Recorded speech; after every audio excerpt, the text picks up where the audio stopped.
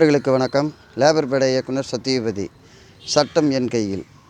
சதீஷ் நடித்து சாட்சி இயக்கத்தில் வெளியே வந்திருக்கிற ஒரு வித்தியாசமான த்ரில்லர் மூவின்னு சொல்லலாம். இந்த வாரம் ஆடியன்ஸை ஏமாற்றாமல் ஒரு கதை பண்ணி வித்தியாசமாக உள்ளே வர வச்சுருக்காங்கன்னா அது சட்டம் என் கையில். ஏற்கனவே கமலஹாசன் நடித்து சத்யராஜ் அறிமுகமான படம். அந்த படம் ரொம்ப சூப்பராக இருக்கும். அது வேறு மாதிரியான கமர்ஷியல். இது த்ரில்லரான கமர்ஷியல். ஒரு போலீஸ் ஸ்டேஷனுக்குள்ளே ஒரு நைட்டில் நடக்கிற பிரச்சனை, ஏற்காட்டு மலையில் நடக்கிற சம்பவம், இந்த ரெண்டுத்தையுமே வச்சு இயக்குனர் சிம்பிளாக, ஸ்வீட்டாக, லைட்டாக, அழகாக சொல்லியிருக்காரு.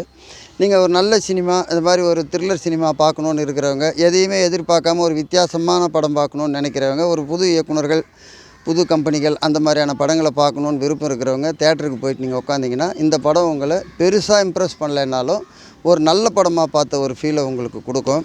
ரெண்டாவது, ஒரு ஸ்டேஷனுக்குள்ளே நடக்கிற சம்பவத்தை சமீப காலமாக இந்த மாதிரி யாருமே மேக்கிங்கில் சொல்லலைன்றதை சொல்லலாம். சாட்சி ரொம்ப நல்லாவே டைரக்ட் பண்ணியிருக்காரு. அதே சமயம் சதீஷ் ஒரு ஹீரோ, நல்ல வளர்ந்து வரக்கூடிய ஹீரோ, இந்த கேரக்டரை ஒத்துக்கிட்டு அந்த கேரக்டருக்கு ஏற்ற மாதிரியே பண்ணியிருக்கிறதெல்லாம் ரொம்ப அழகான விஷயம்.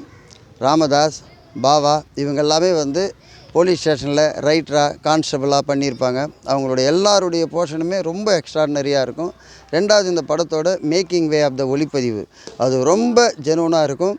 ஆர்ஆர் ரொம்ப நல்லாவே இருக்கும். இந்த படத்தை நீங்கள் 1 டைம்ஸ் பார்க்கலாம். ஏன்னா இந்த வாரம் வந்த படங்கள்லேயே ஏமாற்ற முடியாத ஒரு வித்தியாசமான முயற்சி கொண்ட படம்னா அது சட்டம் என் கையில் தான். இந்த படத்தோடைய வெற்றியும் இனிமேல் உங்கள் கையில். நன்றி, வணக்கம்.